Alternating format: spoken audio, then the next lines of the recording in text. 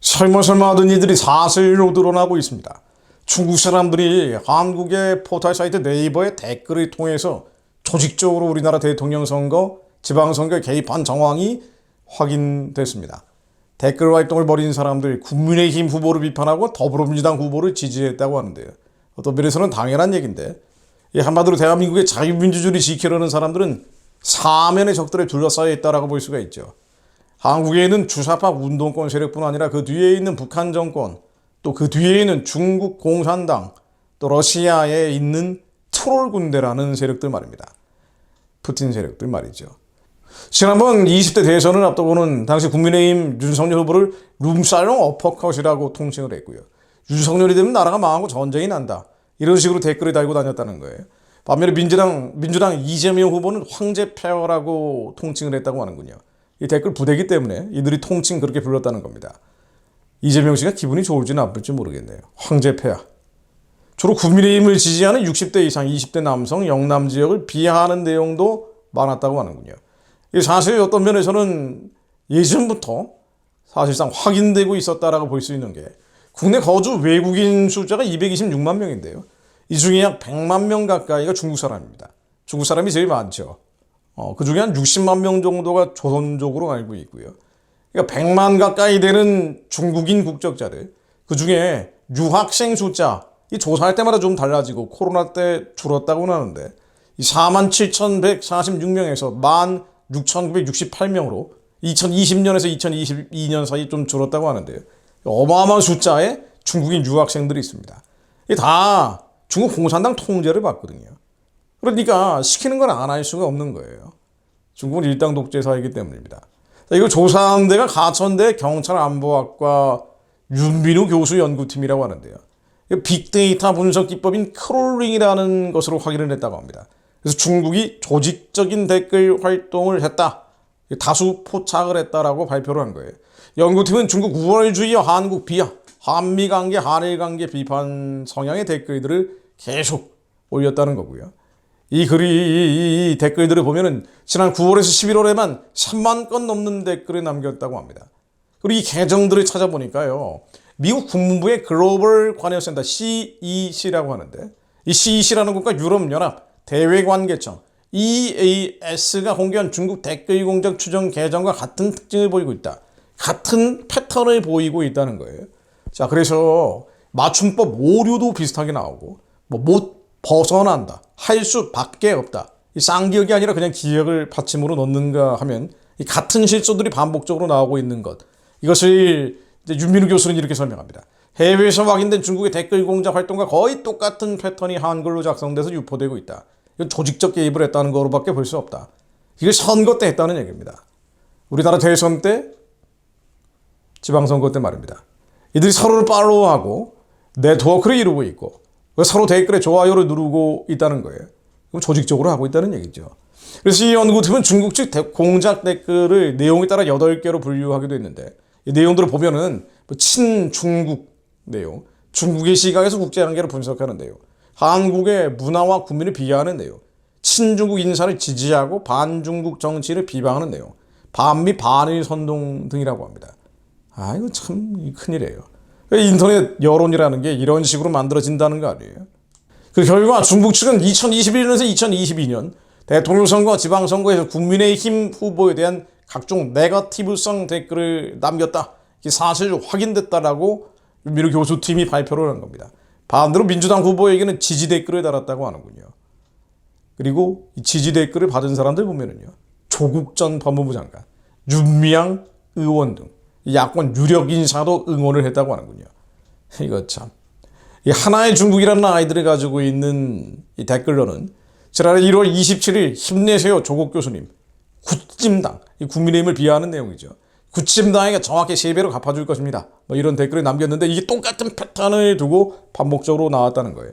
참붕어빵이라는 이 아이들이 가지고 있는 댓글로는 2021년 8월 15일 독립투사 윤미향 선생님이 반대하는 인간들은 모두 7일파입니다 라는 댓글을 남겼다는 겁니다. 우크라이나 전쟁, 대만 문제에서도 중국의 우호적인 국내 여론 조성하는 시도를 했다고 하는군요. 그러니까 기사가 모든 게 다 나오는 거니까 모든 문제에 대해서 친중적 그리고 반한적 여론을 만들려고 발악을 했다는 얘기죠. 예를 들면 지난 10월 29일 하나의 중국이라는 아이들이 가진 댓글로는 독도가 한국의 고유 영토이듯 우크라이나도 러시아의 고유 영토다, 이런 댓글을 남겼다는 겁니다. 포도대장이라는 아이들이 쓰는 댓글로는 우크라이나 러시아 땅, 대만은 중국 땅, 독도는 우리 땅, 팩트, 뭐 이렇게 댓글을 달기도 하고요. 참붕어빵이라는 댓글로 우크라이나와 러시아가 같은 민족인 것처럼 한국과 중국도 같은 뿌리를 지닌 하나의 민족이다. 한국도 중국인의 품속에 안겨야 행복하다 라는 글을 남겼다고 하는군요. 어이없는 일들이죠.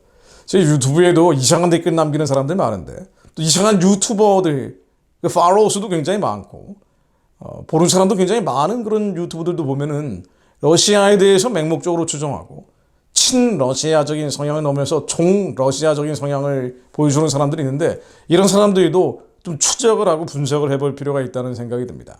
자, 그러면서 연구팀이 분석한 바에 따르면요, 문재인 정권 시기와 비교해볼 때 현 정부 들어서 중국의 댓글 공세가 눈에 띄게 강화됐다고 지적을 하고 있습니다.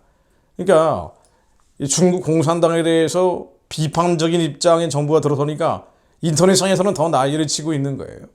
근데 사실 이것뿐 아니죠. 지난달에는 한국 국가정보원이 이 언론사로 위장한 중국 웹사이트 38개, 38개를 발견했다고 보도가 나오지 않았습니까? 이 웹사이트들은 허위 정보로 담은 기사, 친중, 반한적 내용들, 그리고 반일, 반미 정서를 유포시키는 그런 내용들로 일관되어 있었다고 하죠. 또 비밀경찰서, 어제 오늘 일이 아니지 않습니까? 이 비밀경찰서로 자국민 감시하고 공자학원, 차얼학회 뭐 이런 것들을 외국에 세워서 특히나 한국에 공자학원이 제일 많잖아요. 학생들, 지식인들, 기업가, 정계 인사들에게 접근을 하고 한국 사람들도 친중 세력을 만드는데 그렇게 발버둥을 쳐왔던 거죠. 자, 그리고 이들이 하는 의도가 뭡니까? 중국 공산당의 의도가 뭐죠? 그렇죠. 내년 총선입니다. 내년 총선에 총력 동원을 할 겁니다. 북한의 인터넷 공작은 말할 나위도 없고 원래 하던 짓들이고 중국 그리고 러시아, 이 중국 러시아 댓글 부대가 어마어마하거든요. 인터넷 공작 활동을 이렇게까지 하는데 뭐 한국에서는 대응하기 어려우니까 그 대응하면은 적폐라고 지난 정권 때 엄청나게 호되게 청산이 돼버린 상태이기 때문에 내버려 둘 수밖에 없다는 거예요. 그래서 이 중국 공산당은 내년 한국 총선에 개입해서 이 친중 정권을 만들기 위한 길을 만들려고 하겠죠. 이 싸움이 만만한 선거가 아니라는 겁니다. 인간의 힘으로 능을 할 수 없는 거예요. 그러므로 기도해야 됩니다. 정말 깨어서 기도해야 됩니다. 이건 나라의 운명은 물론 교회의 명운이 달려있는 거예요. 전 세계에서 동성애를 그나마 막고 있는 유일한 교회, 한국교회가 살아남느냐 아니면은 질식되느냐. 내년 총선에서 향방이 갈라집니다. 그런데 단순히 한국에는 이른바 좌파 좌익들 뿐 아니라 북한, 중국, 러시아가 합작을 하고 있다는 거예요. 어둠의 세력들이 다 연합을 하고 있다는 겁니다. 여기에 대해서 법적인 대응책들은 사실 많은데요. 국회에서 법을 만들어야 되는데 이게 자기들한테 유리하니까 법을 안 만드는 거예요. 심지어 국민의힘도 중국 눈치 보느라고 제대로 된 법 대응을 안 하고 있습니다. 예를 들면 비밀경찰서 사건 말입니다. 지난 2월에 발생했던 2023년 2월 달에 중국 비밀경찰서가 한강변에 있다. 이 중국집이 하나 나온 거 아니에요. 이 비밀경찰서다라고 말입니다. 그런데 우리 당국이 국외 스파이 활동이나 영향력 공작을 수사하고 처벌할 법령이 없었어요. 조사를 포기해버렸습니다. 그러니까 북한 간첩은 잡을 수 있는데 중국 간첩은 잡을 수가 없는 거예요. 아무리 이런 짓들을 해도 처벌할 법이 없으니까. 법을 만들어야 되는데 국회에서 이걸 안 만드는 겁니다. 미국에서는요, 외국 요원 등록법이라는 게 있고요. 해외 악의적 영향력 센터를 운영하고 있습니다. 해외 악의적 영향력 센터, FMIC라고 하는데요. 중국처럼 한국에서 이런 짓들을 했다가는 난리 납니다. 내버려 두지는 않죠. 근데 한국은 법이 없어요. 그래서 내년 총선 너무 중요합니다. 대만도요, 국가안전 관련 5개 법을 정비하고 있습니다. 우리나라 국가보안법은 이미 형해화돼 버렸지만 휴지조각처럼 돼 있지만 외국들은 그렇게 하지 않고 있죠. 침투방지법이라는 것도 있어요. 반삼투법. 이 대만에 있는 법들이죠. 중국 공산당 영향 공작을 막아야 된다는 겁니다. 중국 공산당은 더하죠. 반간첩법. 지난 7월부터 2023년 7월부터 시행하고 있습니다. 그래서 중국을 꼭 겨냥하지 않는다 하더라도 국가의 안전보장이라는 건 교회의 명운, 하나님의 뜻을 이루느냐 이루어내지 못하느냐와 직접적으로 연결되어 있기 때문에 이 간첩죄의 적용 대상을 외국이나 외국인 단체로 넓히는 형법을 개정을 해야 됩니다. 외국 대리인 등록에 관한 법률안도 제정을 해야 합니다.